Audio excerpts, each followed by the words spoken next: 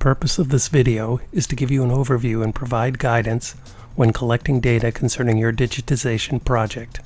The data that you will collect is not only important for giving you insight concerning your processes, but also helps others understand the time involved in the various steps of a digitization project. This video will show you how we capture timings for the work we do, how to record this information, and also options for sharing this data.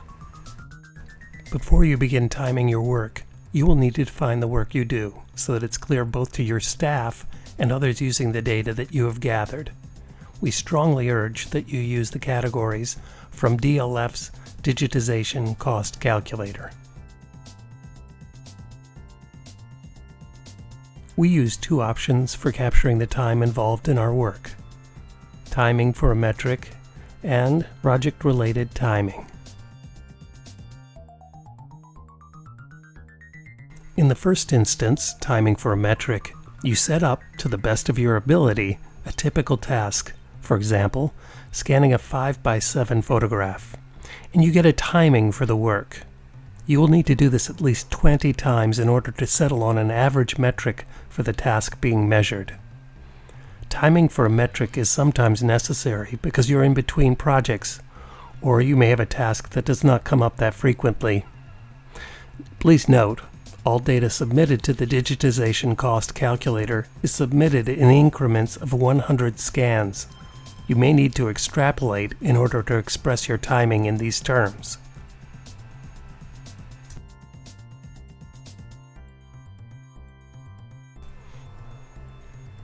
Project-related timing, as the title implies, involves capturing the time involved in work on a specific project.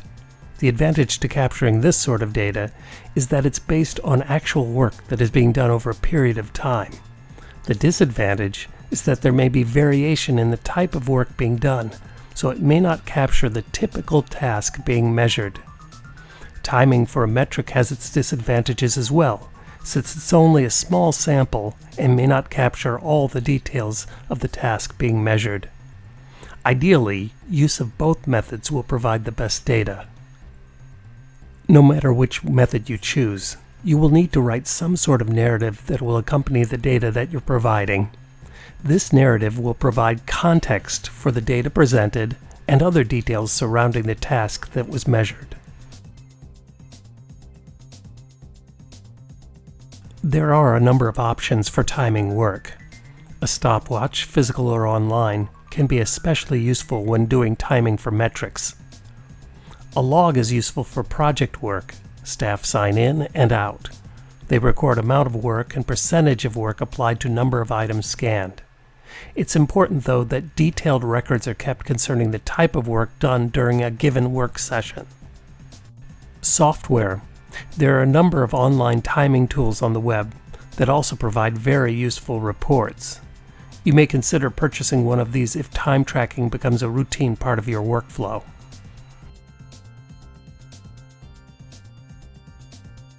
Recording time needs to be done in a consistent manner, especially if you will be contributing this data to the Digitization Cost Calculator.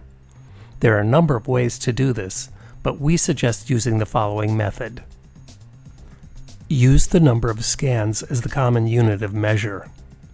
For everything other than image capture, you'll need to use the percentage of materials on which a process was performed.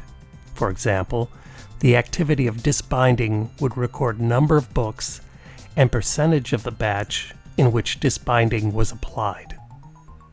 For timing for a metric, the staff member's name, date, number of items, percentage of items that involve the work being timed, and time required for the task need to be recorded. For project-related work, the date of the shift, staff member name, number of items processed, percentage of items that involve the work being timed, and time required needs to be recorded. It's very important to make note of shifts in which a staff member is doing a number of tasks. Someone may only be scanning for half of a shift, so this needs to be factored into the data gathered for that session. For more detailed examples of calculations, please refer to the DLF Wiki Data Collection and Contribution page.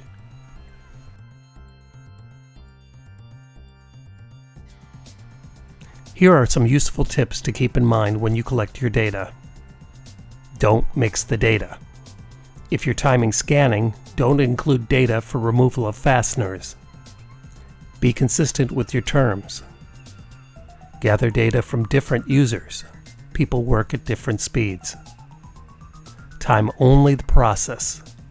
Don't include time for overhead or other activities.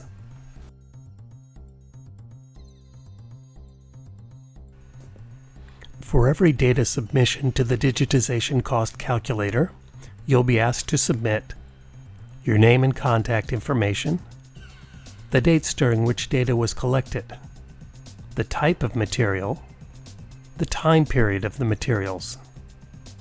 The data you contribute is calculated with data gathered from other institutions so that average times for tasks are created.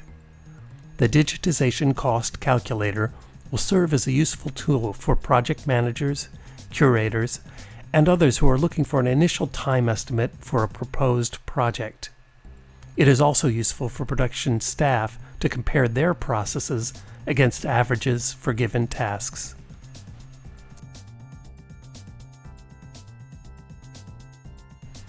The data you contribute is viewable apart from the calculator function on the Notes on Data page of the Cost Calculator site. This gives users context for the data that has been contributed by institutions and more details concerning the processing times.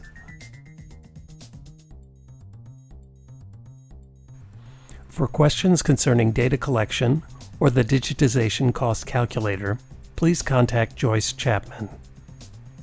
Thank you for watching this video and for contributing your data.